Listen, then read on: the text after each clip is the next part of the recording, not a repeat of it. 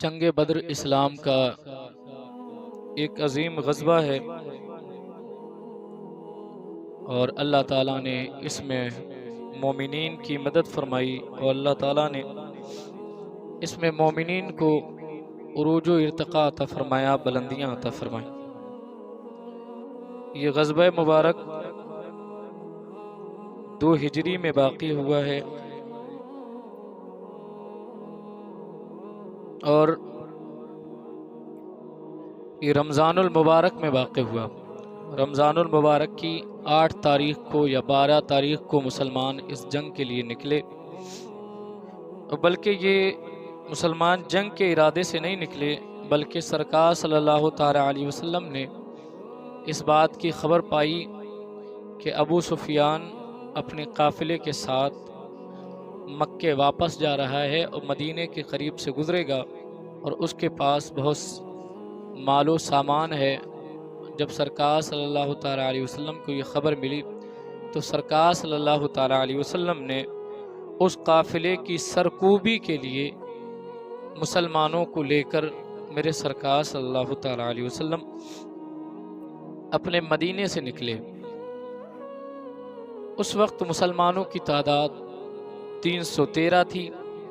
جس میں مہاجرین 77 تھے اور 236 انصار تھے، اور میرے سرکار صلی اللہ تعالی علیہ وسلم کے صحابہ اکرام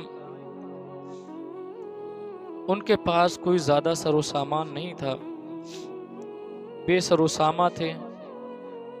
ان کے پاس 70 اونٹ، 6 ذرائع اور 8 شمشیریں تھیں۔ جو قافلہ چلا تھا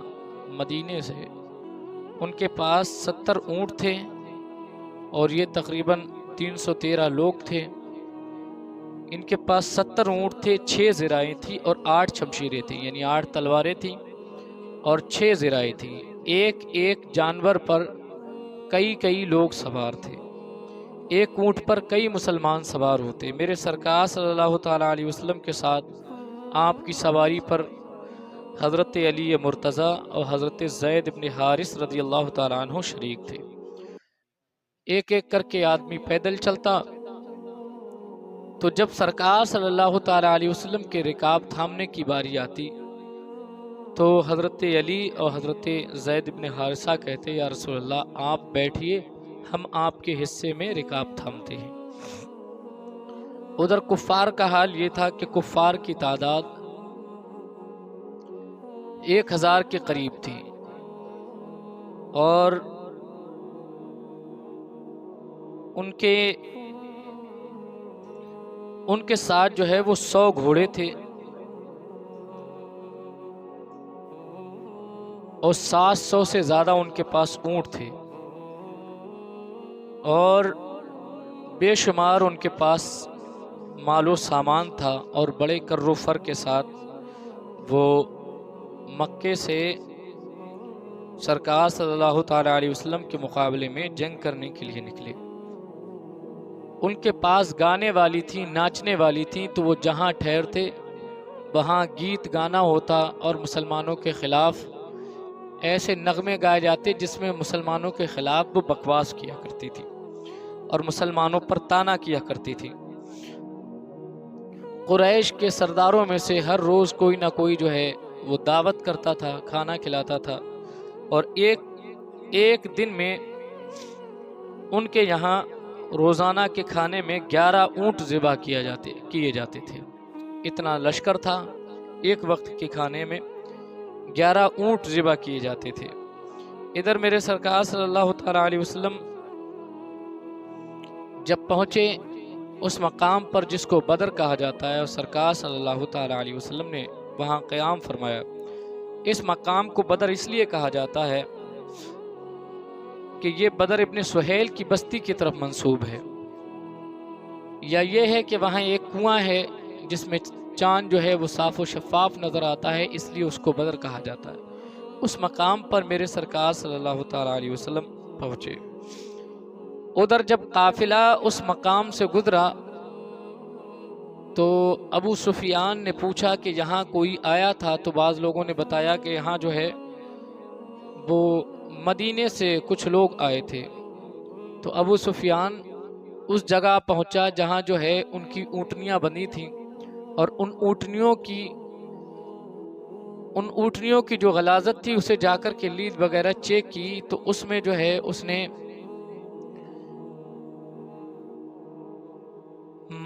مدینے کی کھجوروں کے ریشے پائے، تو اس نے جان لیا کہ ضرور یہ مدینے سے لوگ آئے تھے، تو اس نے فوراً اپنے قافلے کا رخ پھیر دیا اور ساحلی کنارے سے ہوتے ہوئے وہ مکے کی طرف نکل چکا۔ اور جب مکے کی طرف وہ پہنچا تو اس نے راستے میں ہی زمیم ابن عمر غفاری کو مکے کی طرف بھیج دیا کہ مکے والوں سے جا کر کے کہو کہ محمد ہمارے قافلے پر حملہ کرنا چاہتے ہیں، چنانچہ تم لوگ جلد سے جلد اپنے قافلے کی مدد کے لیے پہنچو اور اپنے قافلوں کو ان سے بچاؤ۔ ادھر مکہ شریف میں عاتقہ بنت عبد المطلب نے ایک خواب دیکھا، اور انہوں نے خواب دیکھا کہ کچھ شتر سوار آئے ہیں اور مقام ابتہ میں کھڑے ہیں اور بآواز بلند کہہ رہے ہیں، اے قریش جلدی کرو اور اپنے قتل کی جگہ آ جاؤ۔ جب یہ خواب کے بارے میں ابو جہل وغیرہ کو خبر ہوئی تو اس نے حضرت عباس رضی اللہ تعالیٰ عنہ سے کہا کہ اے ابو الفضل، کیا تم اس بات پہ راضی نہیں تھے کہ تمہاری قوم کے مرد ہی نبوت کا دعویٰ کرتے، اب تو تمہاری قوم کی عورتیں بھی نبوت کا دعویٰ کرنے لگی ہیں، اگر 3 دن کے اندر مجھے اس کے متعلق کوئی خبر نہیں ملی تو میں پورے عرب میں یہ بات مشہور کر دوں گا کہ قریش سے زیادہ کوئی جھوٹ بولنے والا نہیں ہے۔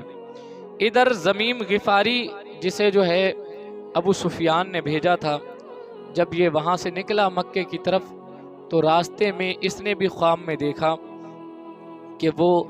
ایک اونٹ پر سوار ہے اور ایک خون کی وادی میں موجود ہے۔ جب اس خواب کی خبر وہاں تک پہنچی تو عاتقہ بنت عبد المطلب کے خواب کی تصدیق ہو گئی۔ جب یہ پہنچنے والا مکے میں پہنچا تو ابو جہل کو خبر دی، تو ابو جہل نے لوگوں سے کہا کہ اے لوگوں جلدی کرو اور اپنے قافلے کی طرف نکلو، یہاں تک کہ اس نے اعلان کیا کہ جو 2 لوگ ہوں ان پہ لازم ہے کہ وہ اپنے میں سے ایک کو نکالیں اپنے قافلے کی مدد کے لیے۔ اور تمام لوگوں میں اس نے بہت تیزی کے ساتھ اعلان کیا، اور اس نے ایسے مقرر کھڑے کیے، تقریر آواز کرنے والے کھڑے کیے جو جا بجا چوراہوں پہ کھڑے ہو کر لوگوں کو جنگ کے لیے ابھارتے تھے، اور سامان اکٹھا کرنا شروع کیا،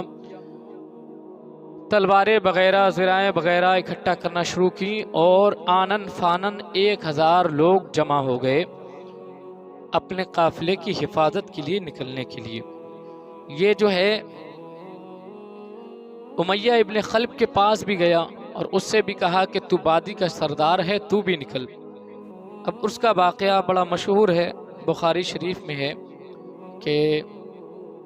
امیہ ابن خلف اور حضرت سعد ابن معاذ رضی اللہ تعالیٰ عنہ کی آپس میں دوستی تھی۔ جب امیہ مدینے جاتا تو حضرت سعد کے یہاں ٹھہرا کرتا تھا،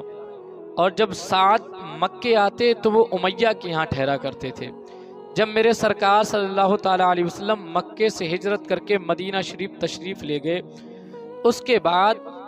حضرت سعد رضی اللہ تعالیٰ عنہ مکے میں عمرہ کرنے کی نیت سے تشریف لائے، اور اسی امیہ ابن خلف کے یہاں میرے حضرت سعد رضی اللہ تعالیٰ عنہ ٹھہرے۔ تو حضرت سعد نے امیہ سے کہا کہ کوئی ایسا وقت دے کہ جب مطاف خالی ہو تو میں جا کر کے طواف کر لوں۔ حضرت سعد رضی اللہ تعالیٰ عنہ کو لے کر امیہ ابن خلف دوپہر کے وقت نکلا۔ جب دوپہر کے وقت آپ کو لے کر کے نکلا اور وہ پہنچا مطاف میں تو قریب میں ابو جہل دکھ گیا، اور ابو جہل نے پوچھا کہ یہ کون ہے؟ تو امیہ ابن خلف نے کہا کہ یہ میرے دوست سعد ابن معاذ ہیں جو مدینے سے آئے ہیں، طواف کرنے کے لیے، عمرہ کرنے کے لیے۔ جب اس نے حضرت سعد ابن معاذ رضی اللہ تعالیٰ عنہ کو دیکھا تو ابو جہل آگ ببولا ہو گیا اور آپ سے کہنے لگا، اے سعد، تم نے ایک ایسے شخص کو پناہ دے رکھی ہے جو صابی ہے، جو اپنے آبائی دین کا انکار کرنے والا ہے اور اس سے لوگوں کو پھیرنے والا ہے۔ اگر تم امیہ ابن خلف کے ساتھ نہیں ہوتے تو آج ضرور تم امن کے ساتھ طواف نہیں کر سکتے تھے۔ جب حضرت سعد رضی اللہ تعالیٰ عنہ نے یہ بات سنی تو حضرت سعد رضی اللہ تعالیٰ عنہ کو غصہ آ گیا اور آپ نے تیز آواز میں بات کرنا شروع کر دی۔ اور جب آپ نے تیز آواز میں بات کرنا شروع کر دی، ابو جہل سے جب آپ نے تیز آواز میں بات کرنا شروع کر دی تو امیہ ابن خلف نے کہا کہ اے سعد، ان سے تیز آواز میں نہ بات کیجیے، یہ مکے کے سردار ہیں، یہ وادی کے سردار ہیں۔ تو حضرت سعد رضی اللہ تعالیٰ عنہ کو غصہ آ گیا اور حضرت سعد رضی اللہ تعالیٰ عنہ نے امیہ ابن خلف سے کہا کہ تو ایسی بات کرتا ہے، حالانکہ میں نے سرکار صلی اللہ تعالیٰ علیہ وسلم کو یہ فرماتے ہوئے سنا کہ سرکار تجھے قتل کریں گے۔ جیسے ہی امیہ ابن خلف نے یہ بات سنی تو وہ ڈر گیا، اسے معلوم تھا کہ محمد جھوٹ نہیں بولا کرتے ہیں، وہ جو کچھ کہتے ہیں سچ کہتے ہیں۔ تو اس نے کہا، کیا واقعی محمد نے یہ کہا ہے کہ وہ مجھے قتل کریں گے؟ حضرت سعد ابن معاذ رضی اللہ تعالیٰ عنہ نے ارشاد فرمایا، ہاں سرکار نے ایسا ارشاد فرمایا۔ پھر اس نے پوچھا کہ ذرا یہ بتائیے، انہوں نے کیا یہ کہا ہے کہ وہ مجھے مکے میں قتل کریں گے یا مکے سے باہر قتل کریں گے؟ اسے یقین تو تھا کہ جب سرکار نے فرمایا ہے تو سچ فرمایا ہے، وہ یقیناً مجھے قتل کریں گے۔ لیکن اس نے پوچھا کہ یہ بتائیے، وہ مجھے مکے میں قتل کریں گے یا مکے سے باہر قتل کریں گے؟ حضرت سعد نے فرمایا، مجھے یہ تو نہیں معلوم کہ مکے میں قتل کریں گے یا مکے سے باہر قتل کریں گے۔ بات یہیں پہ ختم ہو گئی۔ اب امیہ ابن خلف اپنے گھر آیا، اور جب اپنے گھر آیا تو اس نے اپنی بیوی سے کہا کہ ہمارے جو مدنی ساتھی ہیں وہ یہ کہتے ہیں کہ محمد مجھے قتل کریں گے۔ تو اس کی بیوی نے کہا، تم نے پوچھا نہیں کہ کہاں قتل کریں گے؟ اس نے کہا، یہ تو نہیں بتایا کہاں قتل کریں گے۔ تو اس کی بیوی نے کہا، خبردار ہو جا، آج کے بعد مکے سے باہر نہ نکلنا ورنہ تو قتل کر دیا جائے گا۔ اور اس نے بھی عہد کر لیا کہ وہ آج کے بعد مکے سے باہر نہیں نکلے گا۔ اب جب ادھر سے قافلے کے متعلق خبر آئی تو ابو جہل سب کو ابھارتا پھرتا تھا جنگ کے لیے کہ جنگ کے لیے چلیے، جنگ کے لیے چلیے۔ وہ امیہ ابن خلف کے پاس بھی آیا، اور جب امیہ ابن خلف کے پاس آیا تو اسے امیہ کی باتوں سے یہ لگا کہ امیہ جو ہے وہ جنگ کے لیے نہیں نکلے گا۔ تو اس نے کہا، اے امیہ، تو اس وادی کا سردار ہے، تجھے سردار سمجھا جاتا ہے، اگر تو نہیں نکلے گا تو لوگ بھی پیچھے رہ جائیں گے۔ اس لیے اس نے ابو جہل نے امیہ ابن خلف کو اس بات پہ مجبور کیا کہ وہ جو ہے جنگ کے لیے نکلے۔ اس نے اپنی بیوی سے مشورہ کیا تو بیوی نے کہا کہ اگر تو نکلے گا تو ضرور قتل کیا جائے گا، اس لیے محمد کی بات جھوٹی نہیں ہو سکتی، اس لیے تجھے چاہیے کہ تو نہ نکلے۔ ادھر ابو جہل کا نکلنے پہ پریشر تھا اور ادھر اسے اپنے قتل کا خوف تھا۔ تو اس نے کہا، میں نکلوں گا تو لیکن راستے سے واپس آ جاؤں گا۔ اور اس نے ابو جہل سے کہا کہ میں ایک ایسی اونٹنی خریدوں گا کہ مکے میں اس جیسی اونٹنی نہیں ہوگی۔ اور اس نے ایک ایسی اونٹنی خریدی جو بہت زیادہ سست تھی، اور اس کا یہ فراق تھا کہ 1-2 منزل جاؤں گا اور راستے سے واپس آ جاؤں گا۔ یہ جو ہے یہاں سے چلتا تھا، جب مکے سے چلا دھیرے دھیرے قافلہ آگے بڑھتا گیا تو یہ جہاں ٹھہرتا تھا تو قافلے سے دور ٹھہرتا تھا اور اپنی اونٹنی دور باندھتا تھا تاکہ جیسے ہی موقع لگے اور یہ واپس چلا جائے۔ لیکن منزل منزل قافلہ کفار قریش کا بدر کی طرف بڑھتا گیا، اور یہ اسی فراق میں تھا کہ میں اب واپس چلا جاؤں، تب واپس چلا جاؤں، اگلی منزل سے واپس چلا جاؤں، کیونکہ اس کے دل میں خوف تھا کہ اگر میں پہنچا تو میں قتل ضرور کیا جاؤں گا۔ لیکن یہ واپس ہونے کے فراق میں تھا اور موت اسے میدان بدر میں کھینچ کر کے لے کے جا رہی تھی۔ یہی منزل منزل واپس لوٹنے کے فراق میں لگا رہا، یہاں تک کہ یہ میدان بدر میں پہنچ گیا۔ اور جب میدان بدر میں پہنچا تو اسلام اور کفر کے درمیان یہ پہلی جنگ ہوئی، اور وہاں ذلت و رسوائی کے ساتھ یہ مارا گیا، اور سرکار صلی اللہ تعالیٰ علیہ وسلم کا قول سچ ہوا، اور سرکار کے اصحاب نے اسے جو ہے جنگ بدر میں قتل کر دیا۔